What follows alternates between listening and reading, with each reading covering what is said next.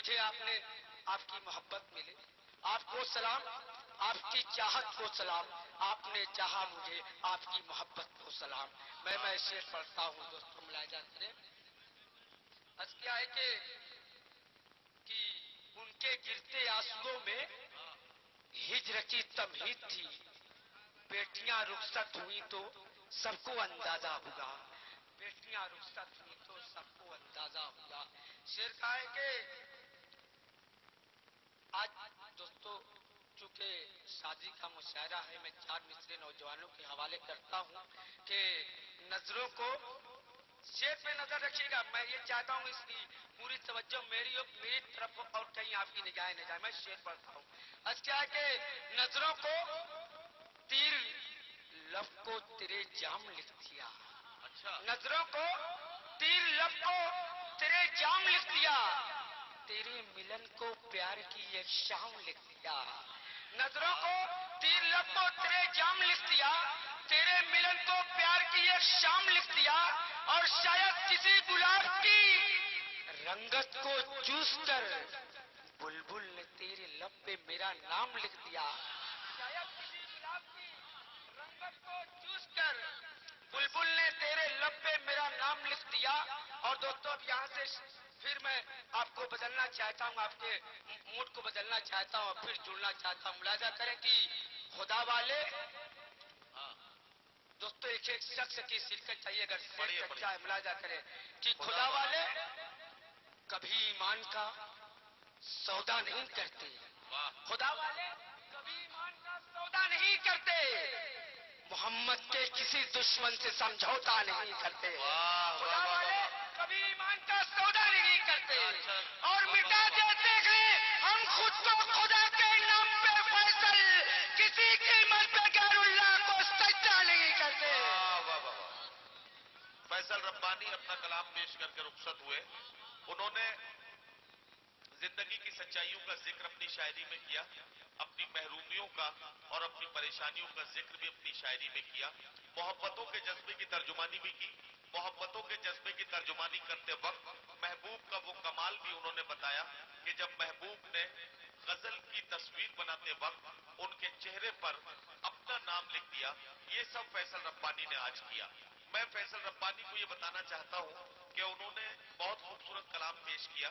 یقیناً سنجیدہ شاعری کے ساتھ ساتھ آج کے شادی کے مشاعرے کا حق بھی ادا کیا. منان بھائی کی محنتیں وصول ہو رہی ہیں, منان بھائی کی محنتیں کامیاب ہو رہی ہیں. میں فیصل ربانی کے اس خوبصورت کلام کے بعد اب چاہتا ہوں کہ اگلے شاعر سے آپ کی ملاقات کراؤں.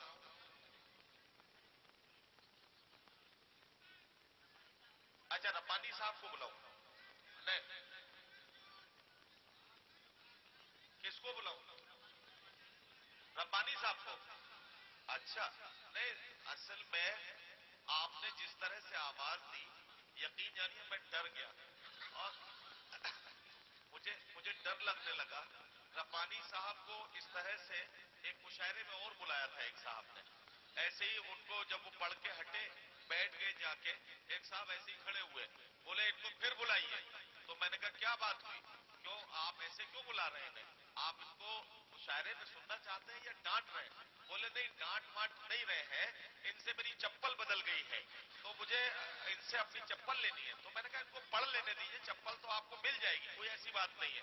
تو ایسا ہی کچھ معاملہ اگر ہے تو وہ دوسری بات ہے, ورنہ ڈانٹیے مت, تالیوں کی گونج میں ان کو آواز دیجیے اور ان کو بتائیے کہ آپ انہیں سننا چاہتے ہیں.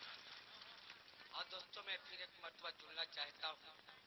آج ملک کے حالات اور ملک میں ہمیں کس نظریے سے دیکھا گیا. میں شعر پڑھتا ہوں اور مجھے آخری سب سے محسوس ہونا چاہیے کہ آپ زندہ دلی کا ثبوت دے رہے ہیں. اس کیا ہے کہ ضرورت کا فقط ساما اور قرآن نکلے گا. دہشت گرد ہمیں کہا جاتا ہے, شعر ملاحظہ فرمائے اگر شعر سچا ہے تو اس سال علم کو دو سے نوازے گا. اس کیا ہے کہ ضرورت کا فقط ساما اور قرآن نکلے گا, میرے گھر سے نہ دہشت کا کوئی سامان نکلے گا. ضرورت کا فقط ساما اور قرآن نکلے گا, میرے گھر سے نہ دہشت کا کوئی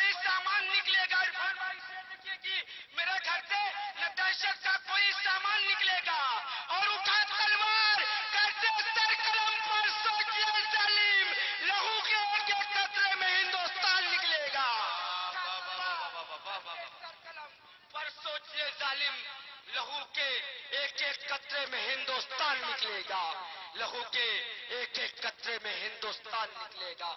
اور دوستو صرف گجرات ہی نہیں، آج پورے ہندوستان میں کبھی آسام کا منظر تو کبھی دوستو مظفر نگر کا منظر. میں شعر پڑھتا ہوں، ملاحظہ فرمائیں جی کہ اس کیا ہے کہ دل بھائی یہ دیکھیے کہ سسکتی صبح لکھ دینا، سسکتی صبح لکھ دینا، جھلکتی شام لکھ دینا. واہ، سسکتی صبح لکھ دینا، جھلکتی شام لکھ دینا، ہماری قوم پر گزرے غم و آلام لکھ دینا. واہ، ہماری قوم